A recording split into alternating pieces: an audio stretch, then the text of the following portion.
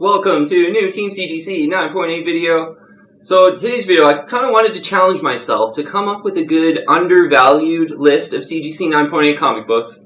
But not just like any undervalued list, I wanted them to be very affordable too.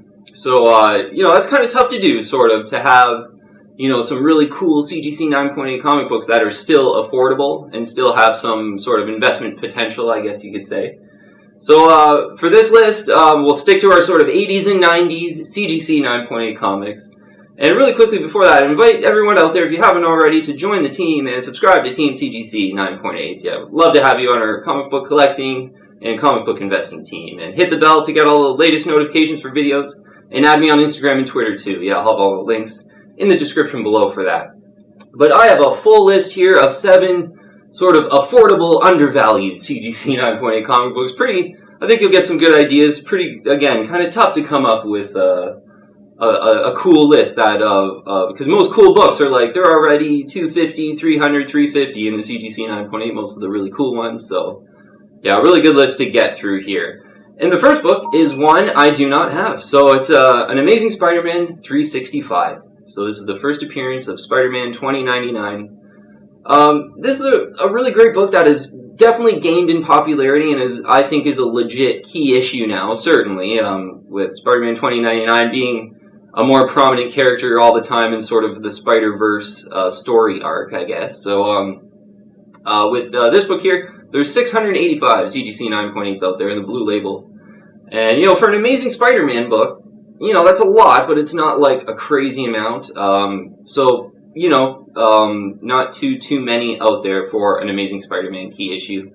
37.8% is the CGC 9.8 ratio, so of all graded copies, 37.8% of them are CGC 9.8s. And, it's really with this one, you do kind of get the cool hologram Amazing Fantasy 15 cover, which kind of grows on you, to be honest. Like, I like it a lot more than... Initially, I was just like, hologram, like, whatever. I'm not really into that much. But it is kind of a better book to look at, I think, as time goes on. But really all about this first appearance and the price. I saw what I thought was a really good deal in Canada, and I watched it, and I was watching it for a couple days. Should I buy it? Like, wasn't too sure about, first appearance of Spider-Man 2099. I wasn't too into him in the 90s, to be honest. He wasn't too popular in the 90s. Like, I'm not going to say he had his fans, but, certainly the issues weren't worth that much. Like, a lot of them were in dollar bins. So it really is sort of Spider-Man 2099 coming into this whole Spider-Verse story arc in all these movies. There's a lot of potential there. But this Canadian auction, and again, I was watching it for a while. It was $120. Buy it now, $120 US. And I thought that was a really good price. And I remember some completed listings of this around $145, and I just didn't dig too deep to realize that $120 is really near the lower end of fair market value in this book, and I think that's very affordable. And if you can get it around that $120 price, I think it definitely is, an affordable, undervalued CGC 9.8 comic book. And you see this online for $200, $225, buy it now. So there's certainly, people that have probably paid up for this book. But yeah, that buy it now for $120 popped up. I think if you wait in an auction for this, if you're really on top of your searches, you might see one kind of sneak through, and you can get it around that $120. I think it's a really good, affordable, undervalued CGC 9.8. Yeah, Amazing Spider-Man 365, first appearance of Spider-Man 2099. Yeah, lots of potential with the, there's only been one Into the Spider-Verse movie, so certainly there could be a lot more, and maybe Spider-Man 2099 plays a bigger role. So next book is a DC book. It's Tales of the Teen Titans, number 44. This book is a very good, it definitely fits the criteria, I think, of an affordable, undervalued CGC 9.8. So Dick Grayson becomes Nightwing in this book, and I think it's the origin of Deathstroke the Terminator. Yeah, don't quote me on that exactly, but I think it is. I didn't look that up. But, first Nightwing, essentially. You get a pretty cool cover. So there's a 925 CGC 9.8s in the blue label, and it is a really popular key. I mean, first Nightwing, so it's, certainly a popular key, and if you're a DC fan, certainly. 24.5% is the CGC 9.8 ratio. So not too bad of a 9.8 ratio. It's pretty good. You know, like first Deathstroke, the Terminator, and you know that He-Man and Skeletor book. Like those are a little bit lower, but they're older. So for sort of the age of this book, that's actually a good CGC 9.8 ratio, like 24.5%. Sometimes in the mid-80s, they get up there to over 30, and we'll get into some books that are actually over 30 in the 80s. So a decent CGC 9.8 ratio. And I think, yeah, Tales of the Teen Titans, you get a big iconic first appearance. Certainly Nightwing, potential and for more promotion to come along with Nightwing, like in, you know, sort of mainstream pop culture type movies. There hasn't really been like a Nightwing movie. And this book, a good deal is like $225. I think if you're super patient, you get really lucky, you might get it near $200. But, you know, if it's looking really good, and considering that, I think a good case can be made that it's undervalued. I think anywhere from like up to $250 US. Like I would pay probably $250 if it was maybe like a really nice, perfectly centered newsstand version of this book. So yeah, it's one I don't have, one I've saw.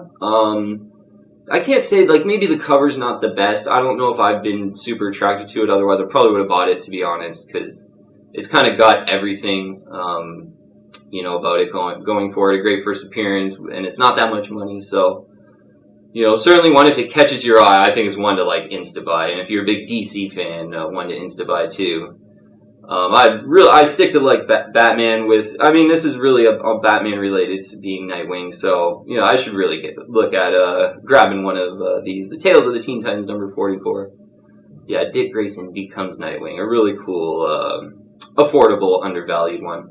So yeah, next one here is one I do have. So yeah, we can get into some of the ones where I can help.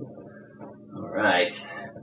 A Batman 436, and I sort of have this one in a CGC 9.8, this being the CBCS 9.8. But for, you know, seeing some of the prices on this book, and when you look at it on the census, because I will look on the CGC census just to get sort of a better idea of overall rarity in the 9.8, even though this is a CBCS. But there's 85 CGC 9.8s in the blue label, and 20.3% is the CGC 9.8 ratio, which is the lowest on this whole list. So in the CGC 9.8, the Batman 436 is the most relatively rare book on this list. And yeah, this for me really sticks out on the list. And I've mentioned it in the past on, it was one of our videos of $100 comic books that I really liked. This one is probably the best $100 comic book you can buy. Because yeah, in an auction, well, yeah, look on the CGC census. Yeah, that 20.3% CGC 9.8 ratio is the focus of that, 85 CGC 9.8s. But price-wise, I've seen auctions for this go under $100 in the US, and I've seen them go over 100 as well. And the under 100 one maybe didn't have the eye appeal, so right around 100 if you're really, really patient on this in an auction. But I was watching one online on eBay for like 2 weeks maybe, and there was like 3 or 4 times I almost bought it, to be honest. But it was $149.99, so $150, and it got purchased. Yeah, somebody bought it about a week ago, and I was like, oh damn! And you know, when someone purchases something that you're buying and that you almost purchased, it's kind of not the best feeling. But because I still don't have a CGC 9.8 in this, still got the CBCS. This book is absolutely perfect. Like it looks like it's just never been touched. It's definitely a 9.8 though, so kind of still happy with this one, but. Batman 436, first Tim Drake, first third Robin, so you get a good iconic first appearance. I think it's an underrated cover too, the cover's really cool. And for the rarity on the census, yeah, I think anywhere up to 150, I think that person that bought it for 150 was a good buy by him. Being a buy it now, like it wasn't a best offer, so sometimes you don't feel like you're getting a deal on a buy it now, but you can get deals on buy it now sometimes. And I think 150 is a decent price for this one that's super rare. Not super rare, but on this list, it's the most relatively rare with that low CGC 9.8 ratio, 20%. And, yeah, I think any Tim Drake, you know, involvement in a major movie would really heat that book up, being that it's pretty rare. Like, if you buy it now between 100 and 150, easily see that book going $275, $300, you know, oh, Tim Drake's going to be in the new Batman movie, and, you know, that could be in 10 or 15 years. So, you know, if you got a long-term time horizon, I think that's one of the best ones to buy. And it, like, factually, it's one of the best to buy because it looks the best on the census and it's still cheap. So, all right, next one.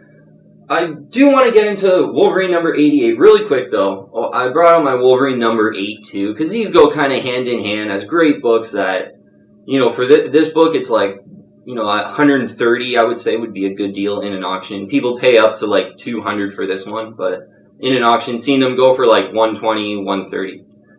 Wolverine number 8, like, it's not really a key issue, but this is just a classic late 80s cover. And I think over time it will get more and more classic. So for around $120, a Wolverine 8 works. But maybe possibly a little bit more potential and a little more undervalued and underfollowed, Wolverine 88. And I got two of them, so this is one of my kind of favorite 1990s issues. Wolverine 88 is the first time Wolverine and Deadpool fight. So, you know, it doesn't really have a first appearance, but that moment in comics, I think, has so much potential. So, yeah, there's 75 CGC 9.8s out there. Some of them being like the non-deluxe edition, which was less printed and a lot more rare. So this one's the deluxe edition, this one's the deluxe edition. But there's 75 combined of those editions together in the blue label. 49.7% is the CGC 9.8 ratio, so about half of them are CGC 9.8. So not too rare in the 9.8 or anything, but for this issue, it's really more about just the coolness of the cover. I think Adam Kubert just nailed it on the cover. And then it's this, you know, seminal moment in comics I think is maybe even bigger than a first appearance with, you know, Deadpool kind of has that X-Men Weapon X background as well, so it's even bigger than almost Hulk 340 when, you know, Hulk and Wolverine fought it out for the second time that time. But, you know, this being the first time of you know, I think Wolverine and Deadpool are even more related than Wolverine and Hulk, so much potential for this one. Yeah, and I've said it in the past on past videos, but I haven't talked about it too much lately. But so I mean, I picked up mine. One of mine was $99.99, and the other one I bought in auction for like $54. It was like a great deal that I got in an auction. But now, a lot of times, because there's only like 70 some of these out there, they pop up for about $150 and end up being bought now. Yeah, I saw one go there for $150 not too long ago, and then somebody had let me know in the past, I think it was a week or two here, where it was basically like $200 shipped. So I think it was kind of a 185-ish price, US dollars. So this, you know, this is kind of getting up here, but I still think it's a bit undervalued. Yeah, I still think it's just so cool and it's got so much potential. And you know, Hulk 340 is maybe $450, let's call it, in the CGC 9.8. Would be a decent price on that. This isn't anywhere nearly as relatively rare. Like the CGC 9.8 ratio isn't that low like a Hulk 340, so I don't expect it to get there. But for it going maybe for $150, $175, a good price now. Like I could see this going for $250, $275 in, you know, a couple of years here, and maybe long term, maybe even over $300 if, you know, comic books, CGC 9.8 books in general, just end up doing well over the next 10 or 20 years. But you never know. But, I mean, this one just wins for the coolness of the cover and that seminal moment in comic books that's still pretty underfollowed, yeah.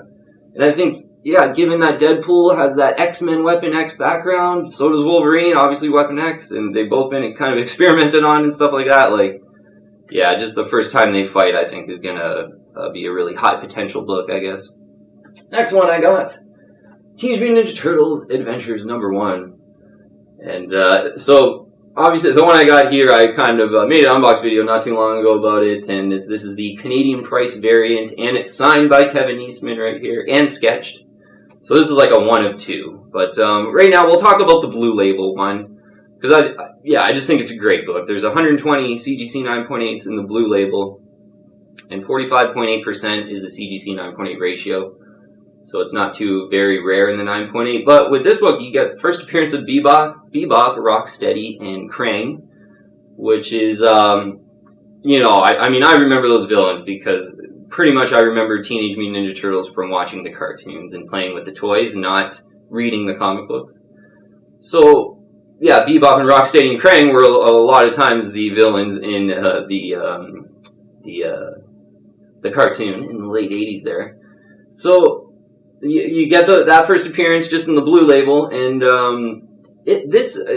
correct me if I'm wrong, it's a really early and possibly the first appearance of the sort of four-colored Ninja Turtles, where, you know, we kind of all, I know I thought they always had the four colors until I, you know, really got into comic books and realized at first they were all kind of red, or I think in the first couple issues they were just black and white, so they weren't even colored books. So, a lot of pop culture knows the Teenage Mutant Ninja Turtles as the four-colored Ninja Turtles, so I think just a lot of potential with this one being an early appearance of the four-color Ninja Turtles. Maybe the first. Yeah, don't quote me on that. I didn't really do my research on that, but you still get great first appearances of those villains. And I've seen completed listings in this book in the blue label go for $125. I've also seen some go for $175. So if you're patient, $125. If you want it now and it looks awesome, $175 I think is a go. And, you know, yeah, I just think this is a thing to mention, too. This is the first Teenage Mutant Ninja Turtles Adventures book. There's one that came out, I think, a year later, kind of in 89. This one's from 88. And I think there was a couple others that were sort of one-offs of a certain series and maybe movies, animated movies they did or something. But, yeah, this is the first one, you know, with, again, the first comic book appearance of Bebop, Rocksteady, and Krang.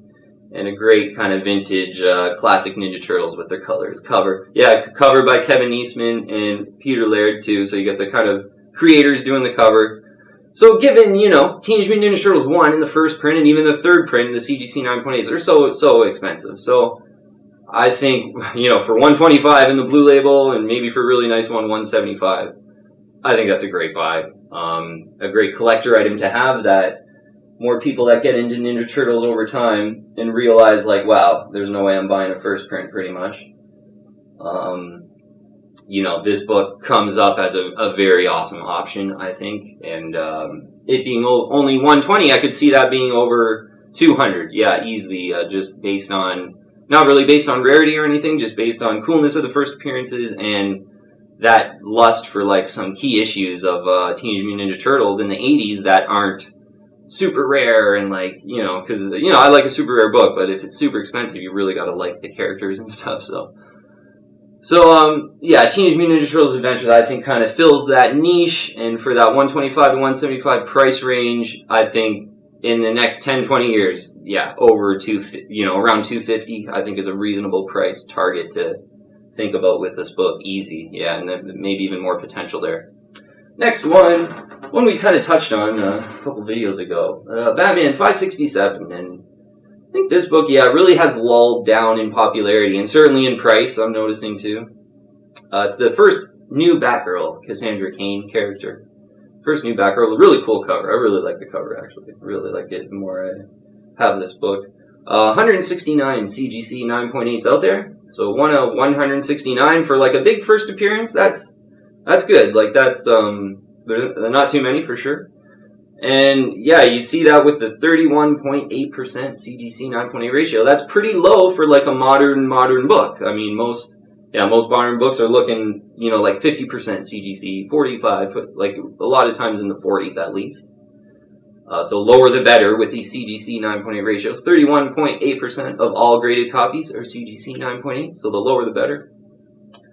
And yeah, so that is low for a book of this age. You get a 1 of 169 kind of collector item. And yeah, so prices with Batman 567 is, you know, kind of the kicker for, you know, having this book sort of fit well on an affordable, undervalued list. Because this one, I bought mine for $202 it was, or something, in an auction too. It was about a year ago. So I saw a completed listing the other day go for $140 in this book. So, you know, me paying $202 a year ago, $140 now, and I saw many go for $155-ish.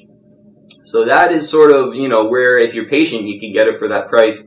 And I think at that price, it's definitely an affordable, undervalued CGC 9.8, because, you know, at $140, with that 9.8 ratio at 31.8%, with a great first appearance of Batgirl, and yeah, Birds of Prey really bombed, but they've sort of introduced Cassandra Cain in a movie, so, you know, who knows, there's you never know what's going to happen, but there's some potential maybe through that avenue. But, no, you know, if there's no movie or anything, I just think, given the prior history of this book, I think even when I bought it at $202, Like, some had gone for $230, $240. Like, people were speculating that, every woman first appearance is just amazing, like, 3-4 years ago. So this book really heated up. I think it's a good time to grab it around the $140 if you can. Yeah, I think that's near the lower end of market value.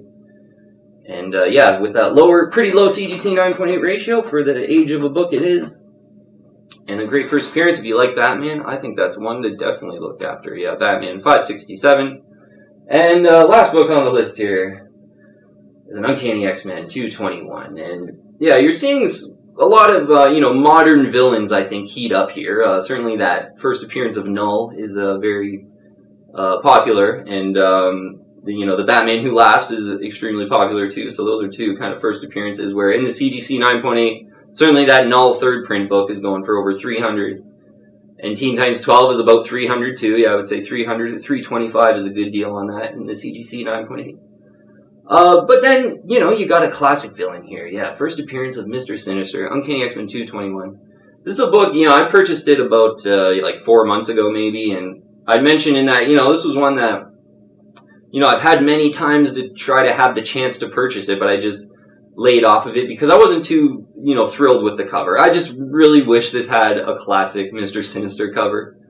I literally think if it was a classic Mr. Sinister cover, this book would be like $200 more. Like, he would just, it would definitely be more than like First Apocalypse for sure. So maybe $350 it would be with just a really cool Mr. Sinister cover. A decent cover, but kind of grows on you maybe. I don't mind it. But with these modern first appearances and these books sailing over 300 in the CGC 9.8, this comic book, we'll talk about price, is a little more affordable than that, and obviously a classic Mr. Sinister villain.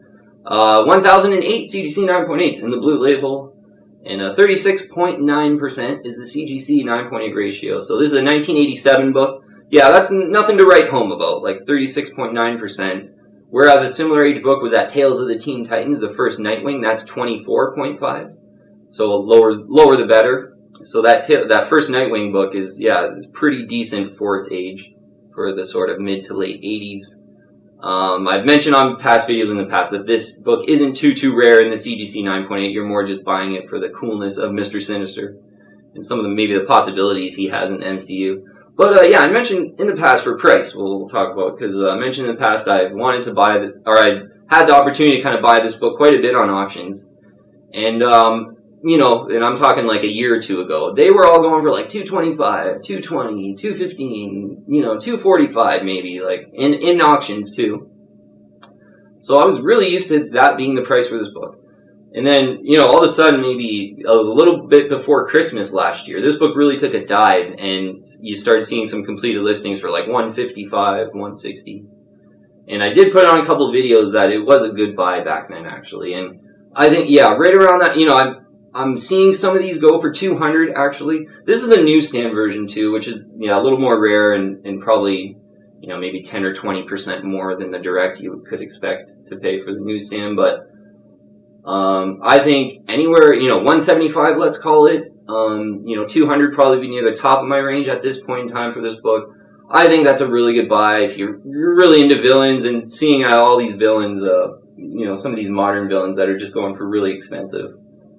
I think it kind of brings this book back into focus when, again, some of the modern villains are going for a lot, and like a classic Mr. Sinister, who's one of the coolest classic X-Men villains, and you can get it for cheaper, then that becomes more of a, a wanted book, I think. So, a little bit undervalued right now, and certainly an affordable one around that. A little bit below 200 price there. So, that's 7 books there, and 8, including Wolverine number 8. So, don't forget about Wolverine number 8. Definitely, I think, fits on an affordable, undervalued list. So we'll conclude up here with some top picks. I think Batman 436, the first Tim Drake. Just one that looks great on the senses. Again, factually, it just looks really good, and you'd think, wow, it's such a big first appearance, and it looks really good on the senses. Like, why isn't it $250 or $275? But for some reason, kind of overlooked by Batman collectors. And I think Batman 436 is probably my top pick. Wolverine 88, another top pick just based on coolness alone and sort of, sometimes the big moments in comics aren't like first appearances. Like, there's other really big moments too, and I think it will definitely pay to sort of, get your hands on some Wolverine 88s. Other top picks, the Tale of the Teen Titans 44, the first Nightwing. I think it's a great DC book. I think that's one to get if you're a big DC fan. First Nightwing. I see them too, and I'm sort of hitting myself for not really jumping on any of that. I've definitely over the past couple of years here have saw some pop up in Canada, even CGC 9.8, really good shipping, and just never really pulled the trigger. But that's a really good one if you're into DC books.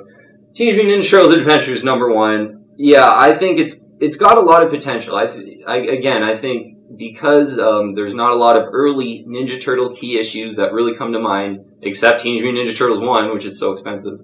And there's those mini series like Raphael #1, which is first Casey Jones, I believe, Raphael #1, Leonardo #1. They had their like individual mini series kind of things.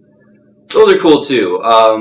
But for 80s books, still not too many key issues in the Teenage Mutant Ninja Turtles, and I think this one can really kind of gain in popularity and just is kind of fits for sure on an affordable, undervalued list.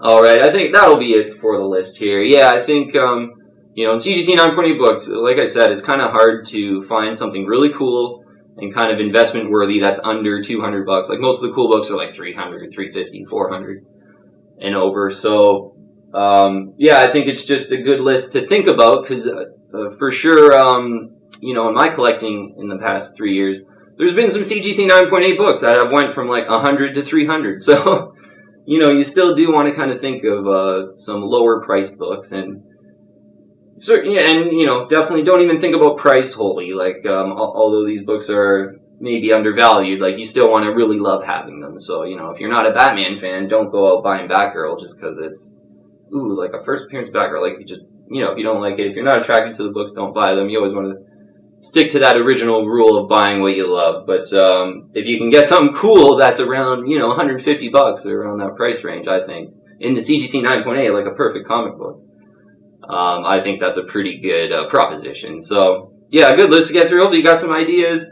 Again, I'll invite you really quick to join the team if you haven't already and subscribe to Team CGC 9.8. Hit the bell to get all the notifications. Add me on Instagram and Twitter too.